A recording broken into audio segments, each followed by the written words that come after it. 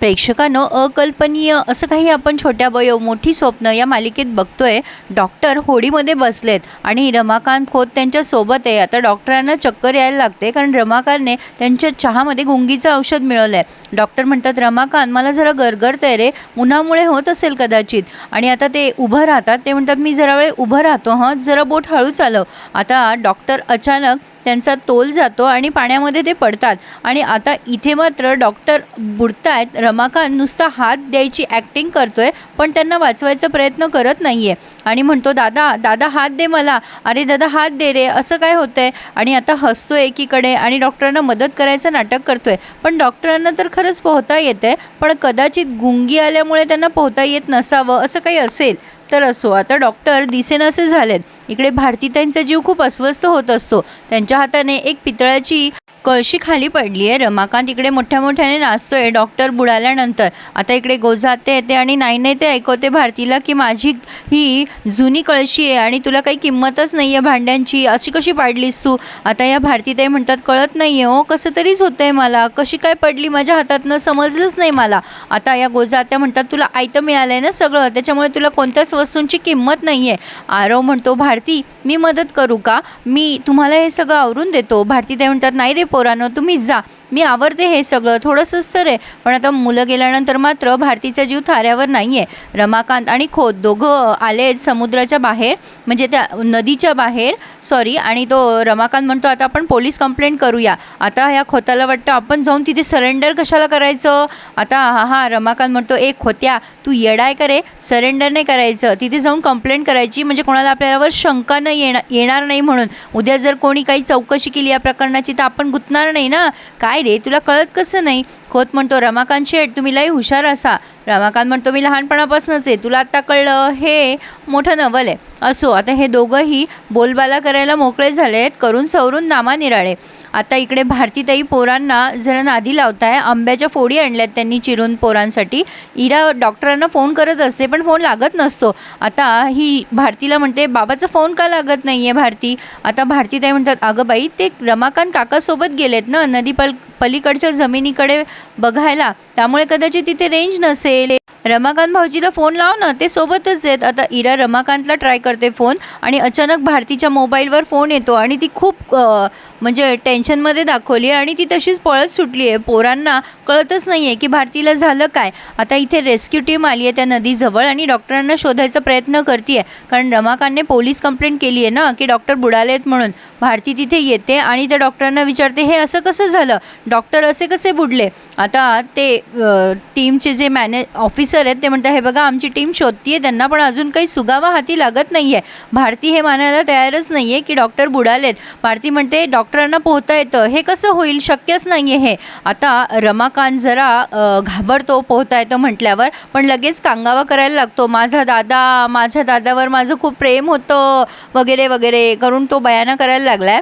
भारती त्याच्याकडे रागाने बघते आणि तशीच त्याच्या कॉलरची गचंडी पकडते आणि म्हणते, मेल्या तू होतास ना त्यांच्यासोबत, काय केलंस सांग मला, काय केलंस, घात केलास ना। खोत म्हणतो, अहो वहिनी मी पण होतो, काही केलेलं नाही हो त्यांनी। आता ह्या भारतीला खूप राग आलाय, म्हणजे साहजिक आहे। आता रमाकांत कसा आहे हे अख्ख्या गावाला माहिती आहे। आता भारती म्हणते, तूच काहीतरी केलं असणार आहे साहेब, माझा या माणसावर विश्वास नाही आहे, याची चौकशी करा। रमाकांत म्हणतो, भारती अहो वहिनी विचारा त्यांना, मी काही केलेलं नाही आहे। भारती म्हणतात, माझ्या डॉक्टरांना काही झालं नसेल, तुम्ही शोधा त्यांना। भारती पुन्हा रमाकांतला कॉलरने पकडते आणि रमाकांतला धमकवते, जर माझ्या डॉक्टरांना काही झालं ना तर याद राख, तुला सोडणार नाही। आणि आता मात्र भारतीताईंनी खूप मोठ्याने टाहो फोडलाय की डॉक्टर तुम्ही कुठे आहात।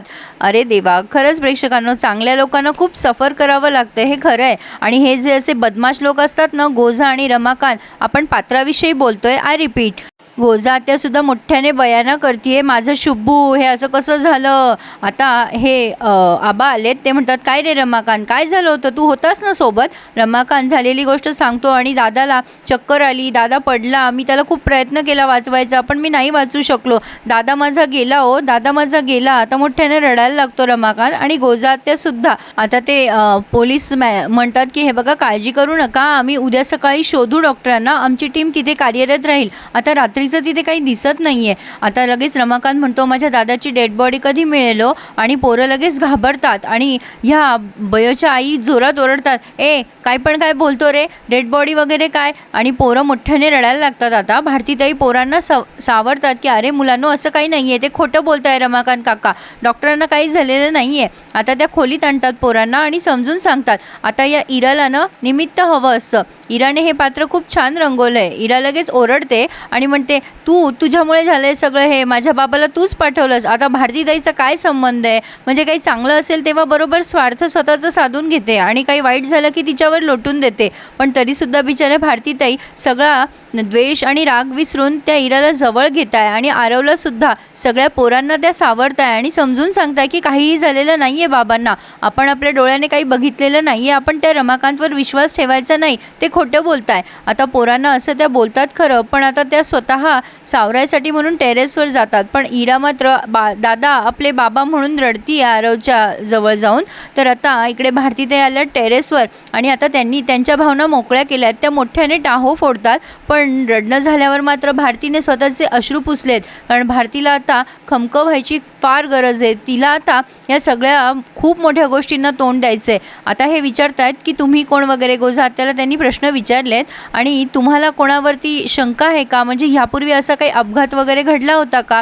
आता ते आबा बोलतात की हो असं यापूर्वी घडलेलं आहे. भारतीचा पहिला नवरा पण त्याच नदीमध्ये वाहून गेलेला आहे. तिथे एक खाडी आहे, तिथे जर कोणी गेलं ना तर कोणीच वापस येत नाही. खूप जणं अशी गेली आहे पण ती परत आलीच नाही आहे. आता हा अपघात आहे असं त्यांना वाटतं आहे. पण भारतीताई खाली येतात आणि म्हणतात नाही आबांनू, अपघात नाही आहे, हा समजून उमजून केलेला खून आहे, या रमाकांतने केलेला खून आहे, हा माणूस यानेच खून केला आहे. आता मात्र रमाकांत बघा ना कसा दाखवतो एका चेहऱ्यावर. आता इथे सगळ्यांचाच शंका रमाकांतवर आली आहे खरी, पण आबा भारतीताईंना समजून सांगतात. इथे त्यांनी हा रिव्ह्यू पूर्ण केला आहे. आबा म्हणतात हे बघ भारती, खून आहे की अपघात आहे अजून सिद्ध झालेलं नाही आहे, सावर स्वतःला आणि रीतसर तक्रार कर, तुला जर कोणावर शंका असेल तर.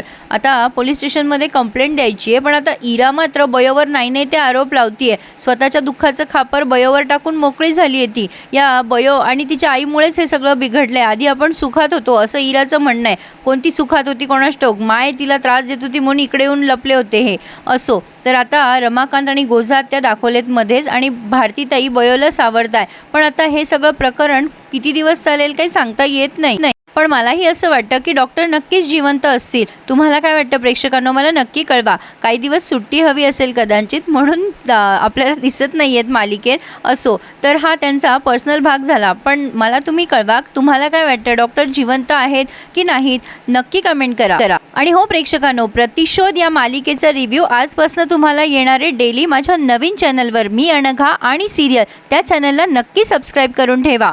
प्रतिशोध ही मालिका आता खूपच इंटरेस्टिंग मोडवर आली आहे, त्यामुळे मलाही इंटरेस्ट येतो आहे मालिकेचा रिव्ह्यू देण्यासाठी. So please subscribe my another channel to me Anagha आणि serial. So please subscribe my channel and enjoy my all reviews. धन्यवाद.